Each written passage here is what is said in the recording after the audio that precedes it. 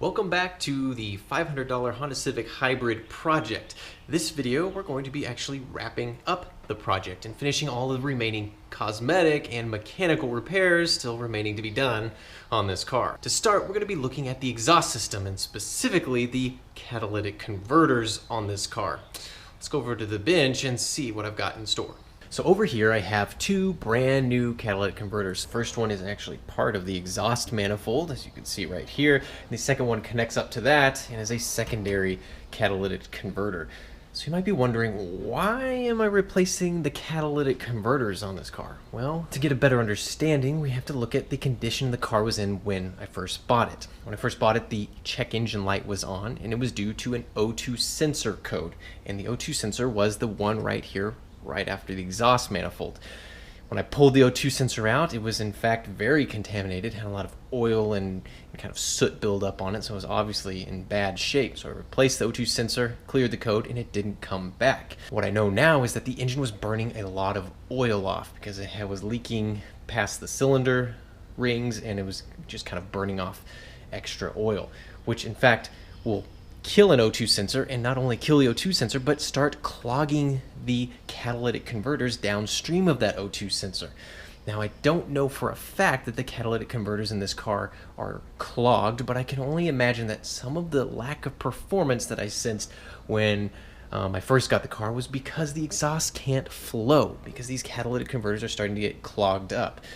So I felt it was probably a reasonable thing to do, with let alone the mileage that the car has of about 230,000 miles, to just throw in some new catalytic converters and ensure that that is one less variable in this lack of performance equation. A second reason I'm replacing these is because they're relatively inexpensive. Granted, if you went to the Honda dealership, you'd probably be looking at $3,000 to replace both of these catalytic converters, but from the aftermarket, which still do a great job at cleaning, these were only $330 for both of them. So I said, you know what, it's a little bit of a shot in the dark because I have to really know these catalytic converters are clogged. You have to cut into them.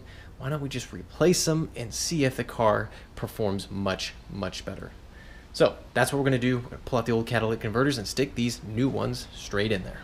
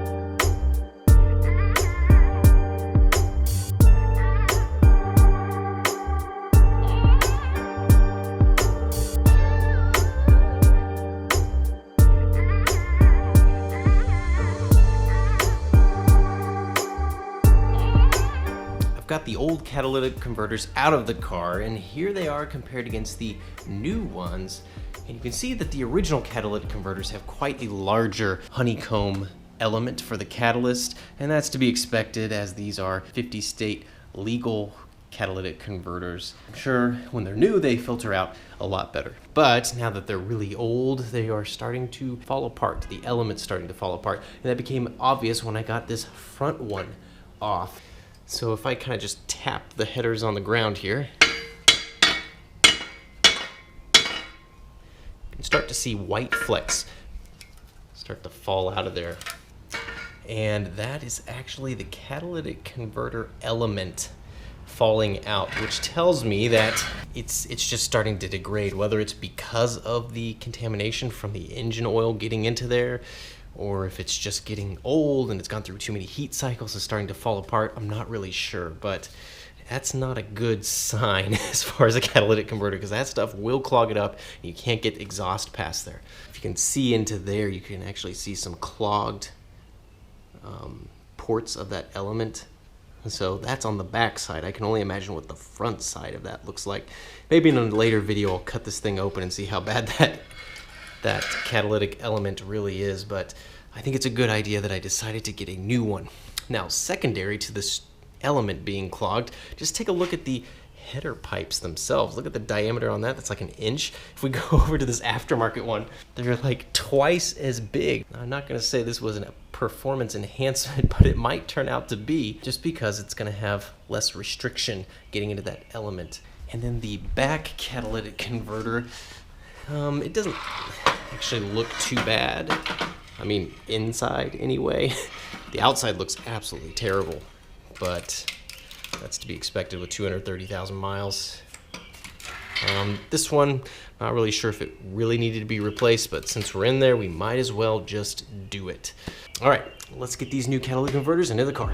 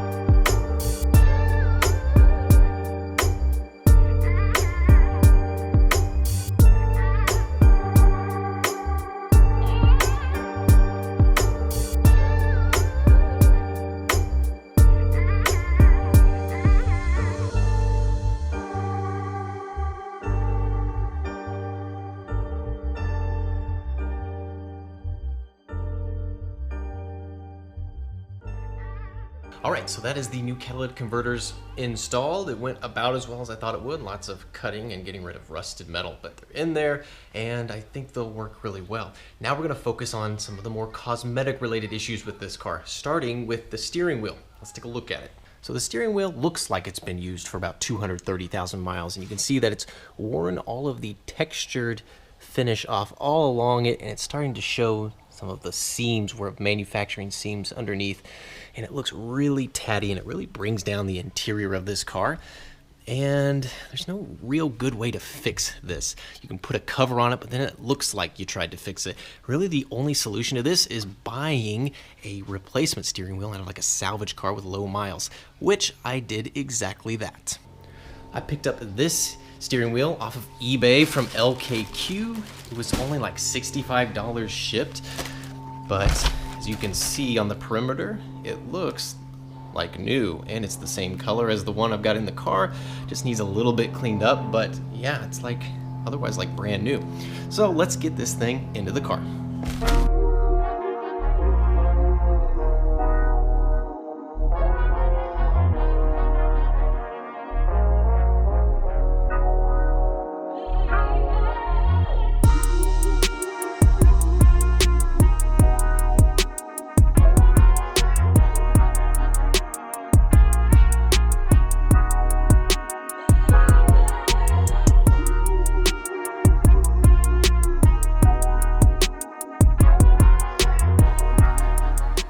Alright, so the new steering wheel is in there, and I gotta say, that looks much, much better.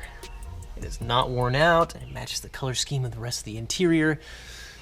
Even the cruise control buttons are like brand new, so you never know this car has that many miles on it from the steering wheel alone.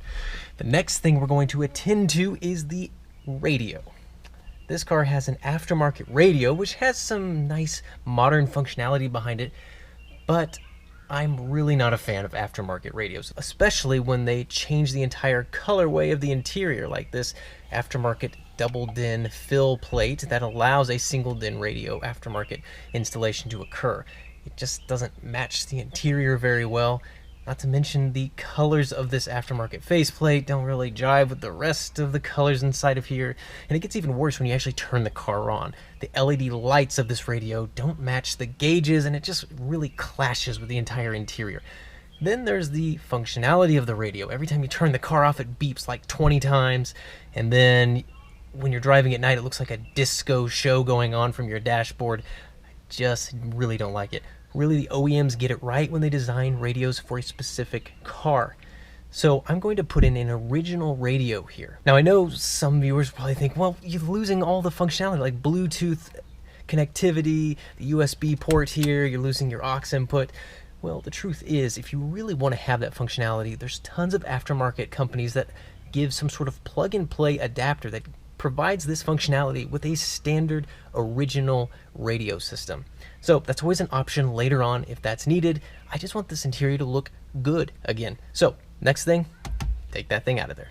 So here is the original radio that I bought off of eBay for a very reasonable $25 shipped. So it included the little cubby hole that corresponds with the original radio. And this does have a CD player, and see how much nicer the buttons are laid out, and it'll fit the interior colors. It's just a way easier radio to operate, and it just looks better. Now, this radio did not come with the security code, and it does have a serial number here. Now, I did find a company online that does provide a security code for free, and I don't fully trust it because it seems like a lot of information to get for free. But if it does work, I'll put a post to that website in the description of this video. So let's start putting this radio in.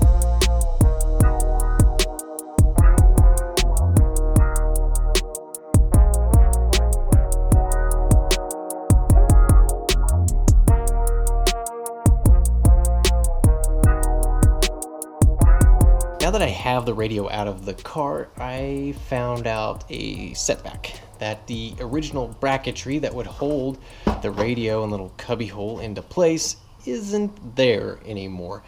So if you look at this, here's the radio, here's the cubby. They're located by 2 screws each, and then there's supposed to be a bracket that holds these two and then screws into the face plate over here with 2 screws. So this setup is on both sides. So I'm going to have to create my own brackets. I have a lot of extra sheet metal from all of the rust repairs. So what I'm going to do is just basically bend a custom bracket at 90 degrees here, mark 4 holes for those, mark 2 holes for those. Then I've got one side done. I just need to do the same thing on the other side as well. So let's get to doing it.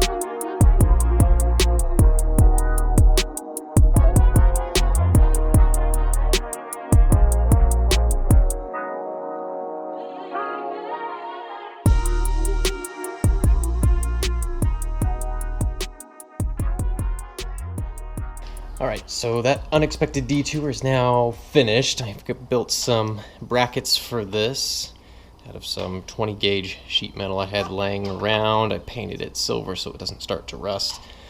But yeah, now this is secure just like it would have been originally, and it looks pretty good from the outside.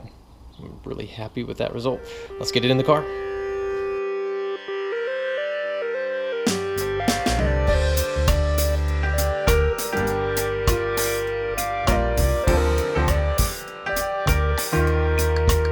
Couple things remaining to do, including getting this glove box put back together. If you remember in the welding videos, I had to disconnect the entire ECU system so that I could actually run a welding circuit throughout the body. Now, while I'm reconnecting these, I'm going to go ahead and put in some new cabin air filters because I pulled out the old ones and it looks like they'd never been changed. So we'll take care of those two items.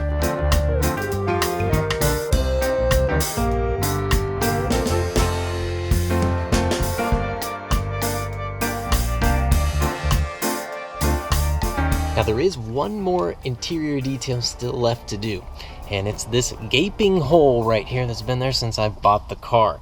And I happened to find a replacement piece right here. It's called a switch lid cover. It's kind of hard to find actually. And there it is. Real simple piece of plastic that still costs $10 somehow, but it is what it is. And you just slip it right into place. Voila! Like brand new. Alright, now both batteries are completely hooked up. Now let's see if this radio will actually work by plugging in that security code I got online.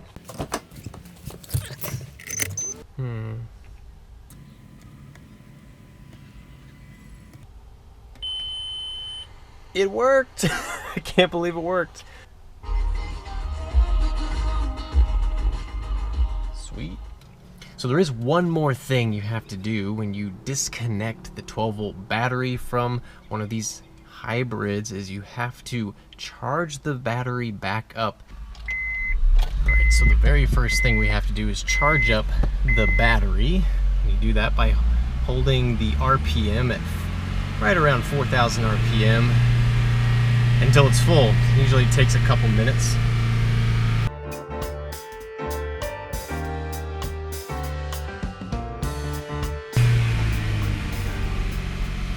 Now, once it's full, you have to have the engine relearn its idle speed, which means holding the RPM steady at 3,000 and just waiting until the cooling fans kick on, which can be a couple minutes in itself.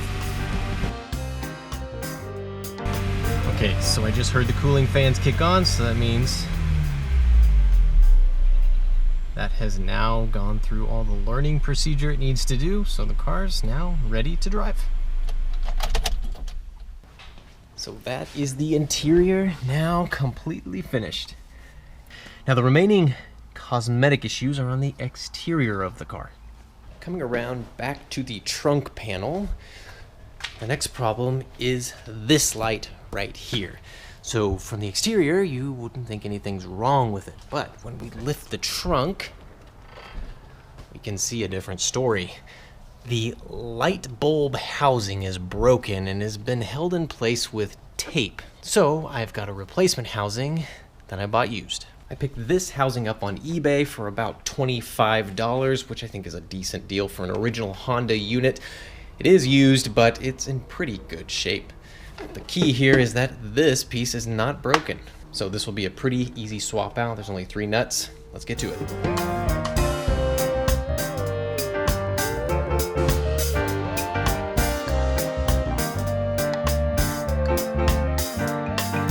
Alright, so that was pretty easy. Now the final cosmetic repair we're going to be doing here is right there, the car's calling card, the hybrid emblem and gasoline electric decal. Both have seen better days. In fact, the emblem's completely gone.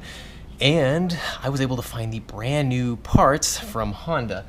Here's the new emblem. It's pretty fancy looking. It's $27, but definitely worthwhile because this is how you know it's the hybrid version. this is it. This is really your only indication. And here's the new vinyl decal, the gasoline electric. They make 2 versions of this depending on which color the car is. So this is the one that's correct to this car's color. So this was like $12 or something along those lines, but definitely worth it. It's gonna really refresh the back end and make this car look a heck of a lot better. So before we can start slapping these on there, we have to buff this and really get it nice and clean, and then de-wax it so that these will adhere well to the paint. All right, let's get to it.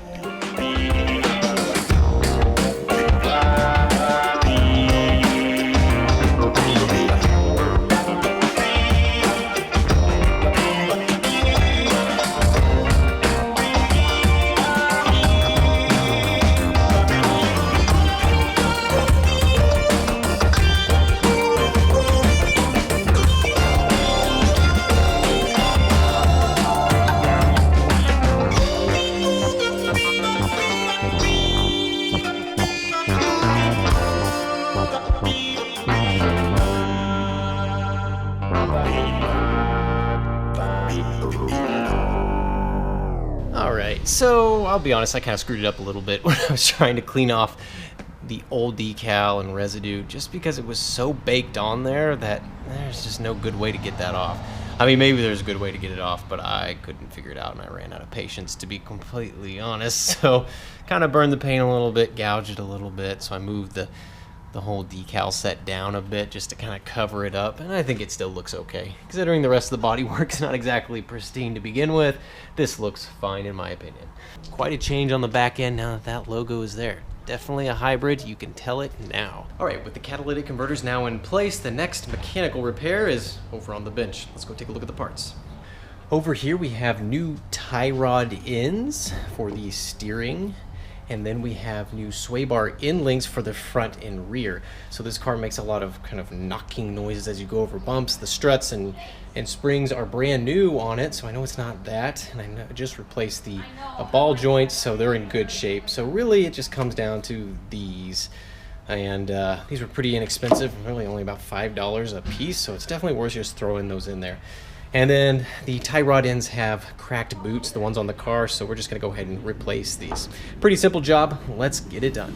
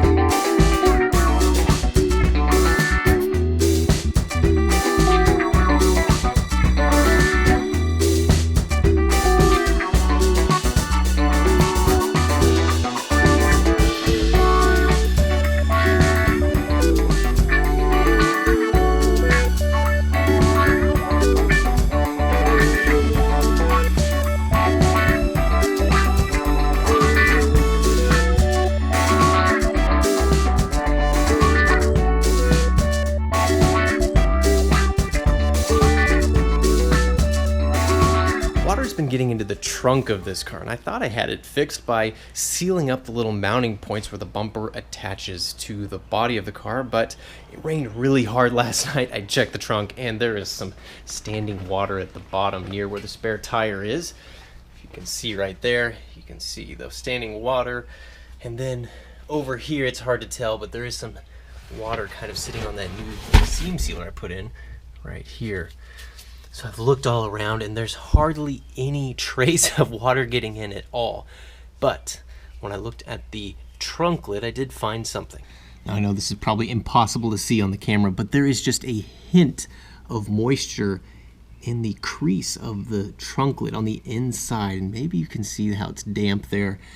And that's caused by the taillight gaskets. And if you look at the same thing is kind of going on the other side a little bit. Similar deal. And then there's more taillight gaskets down here in the body of the car on either side. Once I saw that, I went to the Honda parts diagram and see if you could even buy these taillight gaskets, and it turns out you can. So they really are the same left to right, so you just buy 2 of each. And then I also bought the tag light gaskets too, just in case. And Honda does want a premium for these things. I mean, all these together ended up being like $45. So it's not a cheap repair, but it does save you from future rust if you just fix them. And it was certainly easier to just go and buy them instead of trying to find the right material to make them by hand out of. Just buy them straight from Honda. That way you know you're getting exactly what you need. So that's what we're going to do. We're going to replace these gaskets and hopefully fix that leak in the trunk.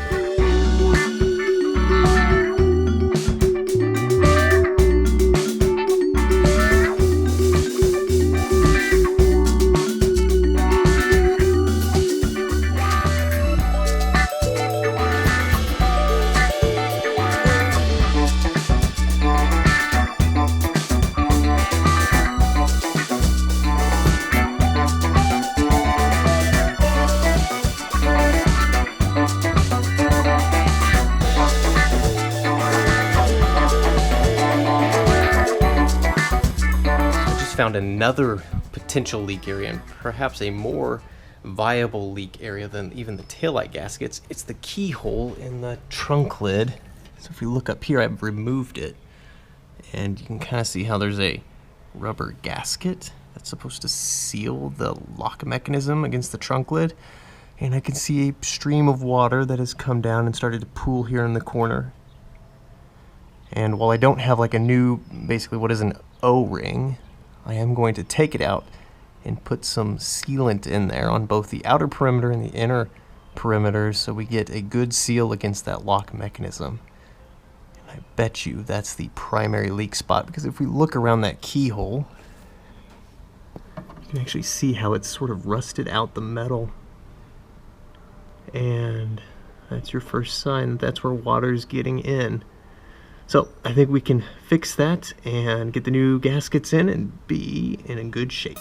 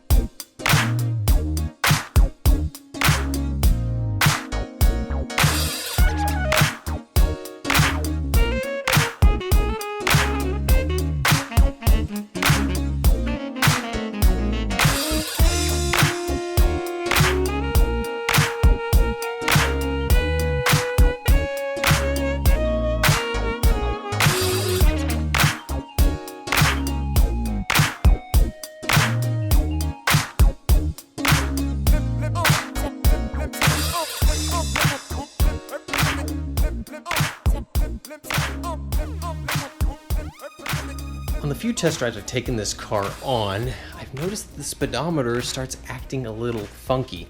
Sometimes it'll drop all the way to 0 as you're driving down the road, and then sometimes it'll start wavering all over the place. And it's just really frustrating, but let alone not knowing exactly how fast you're going, it actually causes issue with the IMA system. The IMA system has to know how fast the car is going to either apply assist or regenerative braking. So if your speedometer is not working right all the time, then you can't rely on the hybrid system to be working right all the time. Now, there's absolutely no information out there on the internet on this hybrid specific Honda Civic, but there's tons of reports of the regular Honda Civic and a failing speedometer sensor causing these exact symptoms.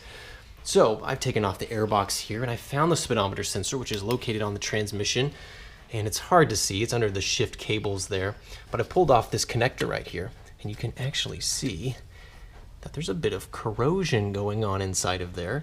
And if we looked at the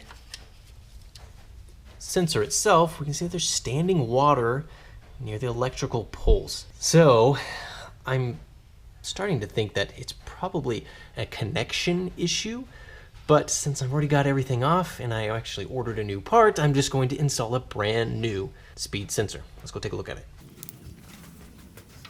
So this is a new speed sensor, and it was kind of hard to find. It wasn't very expensive, it was about $26, but apparently this is specific to the manual transmission hybrid. It doesn't correspond to any other manual transmission cars that Honda makes. It's specifically the transmission for the hybrid. You can see it's got this gear that connects to the final drive of the transmission, so it's always engaged with the transmission. Now, a very thorough individual would probably test the sensor and make sure there's no extra resistance in the connectors and all that, but when a part's only $26, it makes sense just to swap it out, throw a new one in, and see if it makes a difference, because it's going to cost you less in money than it will in time trying to figure out if that old one actually works.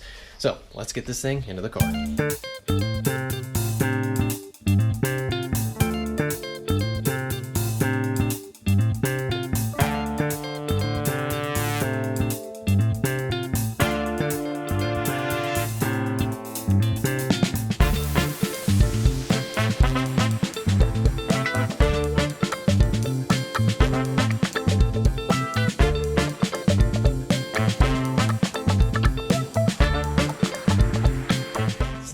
This sensor failure is due to a bad corroded contact on the connector. I'm going to spray some electrical contact cleaner into the connector itself. So hopefully that'll give it a good connection again with the new sensor in there. Let's go take a look at the old sensor on the bench. So this is the old sensor, and externally there's nothing really that says anything's bad with it. I'm pretty sure there's nothing wrong with the internal pieces of this sensor, but it's really when you get to the connections.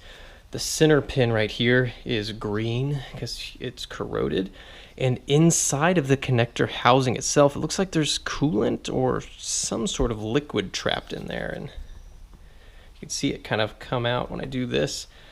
So I'm sure when I was removing the coolant lines and there was coolant flowing out, it got down inside this connector and started killing it even faster. I'm sure I didn't do it any favors. But otherwise, it looks like it's in good shape.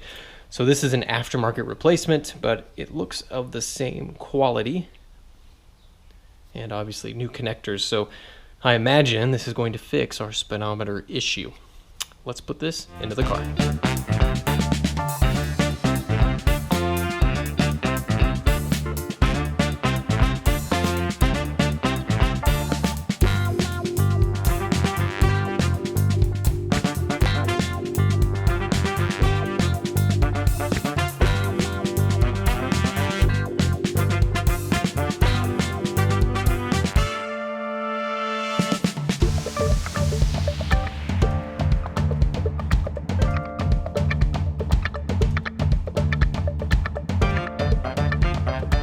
So that's everything I'd planned to do on this car. Dare I say this project is done. That's right, finished. The only thing left to do is take it for a test drive. And thankfully, we're no longer under lockdown. The stay-at-home order has been lifted because of COVID-19, so we can not feel bad about taking it for a test drive. Let's go do it.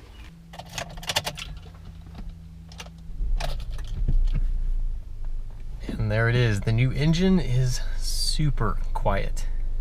It really runs and starts up like an engine with only 100,000 miles on it.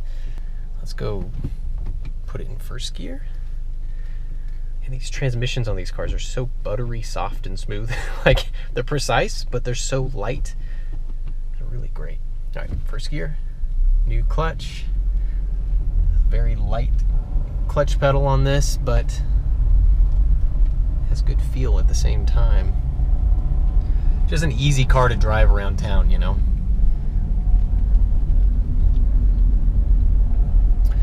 So just watch this. Since the car's warmed up, if I put it into neutral and let off the clutch, see how it auto stops? Engine just completely shuts off, and any electrical systems you have going is run off of the IM8 battery at this point in time. Then when you put the clutch in, put it in first gear, the engine kicks back on, and then you're off, just like you would in any manual transmission car. So as you're accelerating, you see that the assist side has blue notches that tell you how much the electric motor is assisting. If you floor it, you can see, oh, we have a full assist. So typically when you're just cruising around, you're not getting any assist. It's just the gas engine that's doing all the work. And then in the center dial, you have a instantaneous miles per gallon gauge and also an average miles per gallon. And you can see as I've been driving this, my little, only gone on about a 30-mile drive so far, but I've averaged over 40 miles per gallon in this thing, and that's in town and highway driving, so that's not a bad combination, miles per gallon. So obviously getting up to speed, you don't get as good a gas mileage, but once you're at cruising speed, popping into fourth gear, you get pretty good gas mileage. I would say it's definitely an improvement over the old engine. The old engine, best it could muster was maybe 38 miles per gallon. And I've hardly driven this car at all, and I'm already getting well over 40.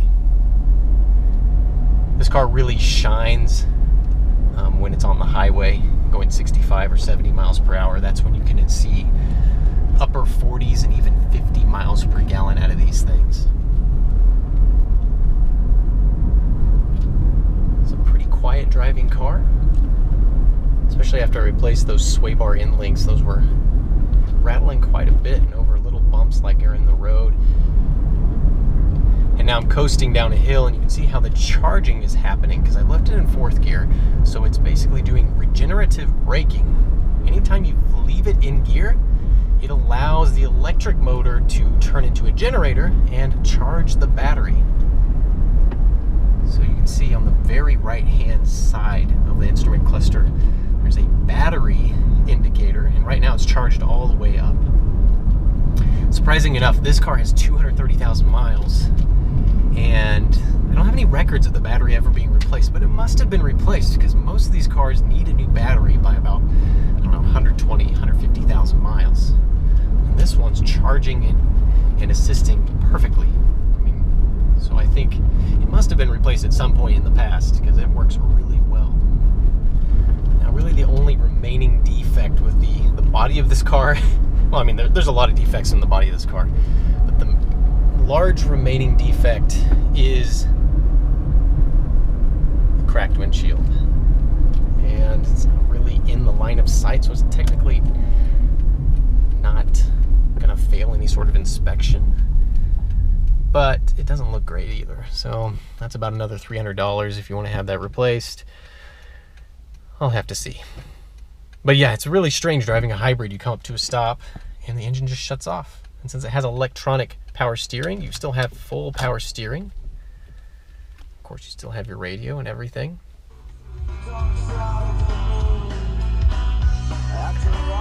Now there are some things you learn about driving this car is like there's some certain criteria that will keep the engine on when it comes to a stop. And one of those criteria is if you have the fan on, the HVAC fan on in any way. So if I turn this on and come to a stop, the engine won't shut off. Also, if you have the AC on and you come to a stop, it won't shut off. Unless you have the econ button turned on, and then it will keep the fan going and shut the engine off. But you have to know when you do that, you don't want to be stopped for too long because it'll start draining your hybrid battery, because that's basically what's assisting it. So as you can see, we've got a red light coming up here. Throw it into neutral. And under a certain speed is when it shuts off, but it won't do it this time because, again, the HVAC fan is on. But if I hit the econ button, it should shut off. I think it's under 15 miles an hour is when it shuts off if it's in neutral. So we'll just see. Yep. So there it went, shut off. So, well, I'm sure Honda originally designed this car to be driven just like any other manual transmission that's not hybrid assisted. You can't help but drive it differently because you're always aware that when the engine's going to shut off or when it's not going to shut off, and you're always thinking about these things. You're always looking at, oh gosh, it's assisting too much, I got to drive more efficiently, or it's telling me to shift up, I've got to shift up, or man, I've got to recharge the battery, so I'm going to just coast down this hill instead of try and maintain a high speed. So you do end up driving differently just because of the nature of this car. It's built around being efficient, and it tells you all these things to try and make you drive efficiently. And there's really no point in not trying to drive efficiently because it's never going to be fast. It's never going to beat that Mustang GT that just drove by. I mean, it's always going to be a relatively slow car. And really the selling point of it is trying to get the most miles per gallon as possible at it, while also not holding up traffic, which it's more than able to do.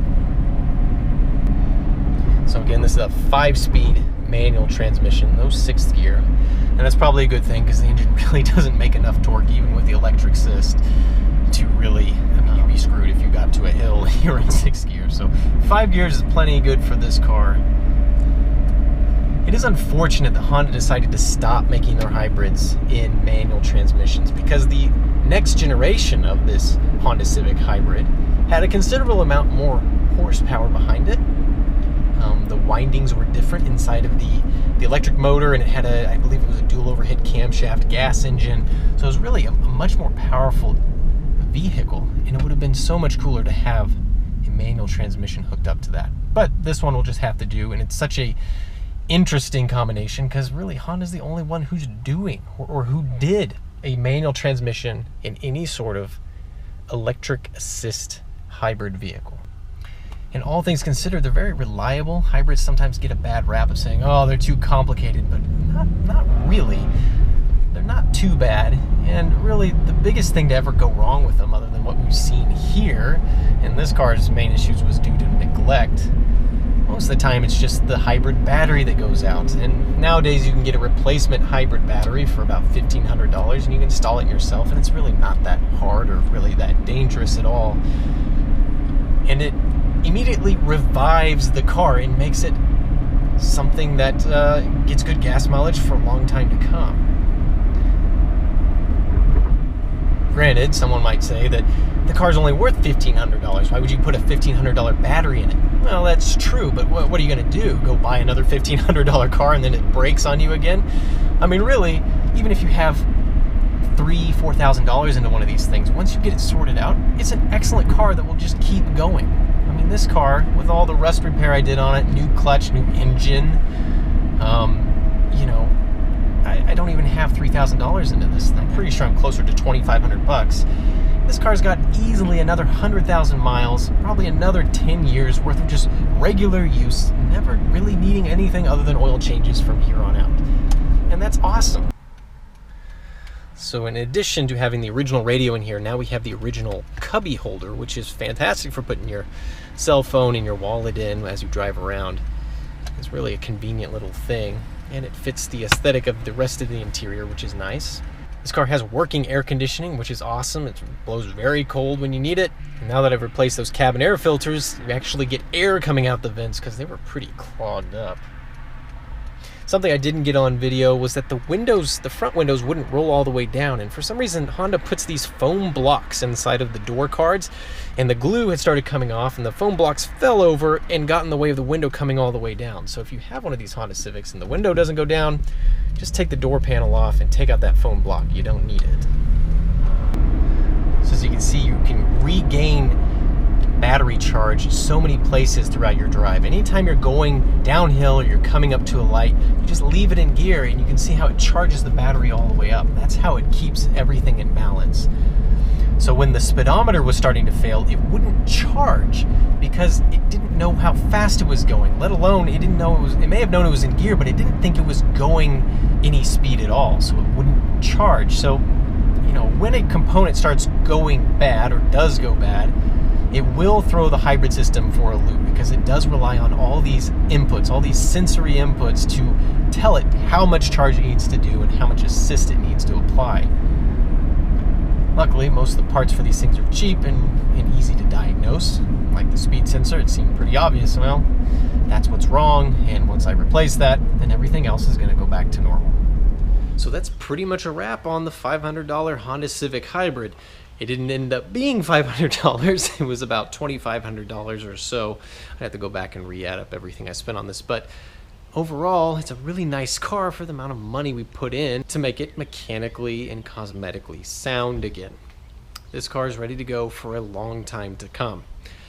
So, as always, thank you so much for watching, and we'll see you guys again next time.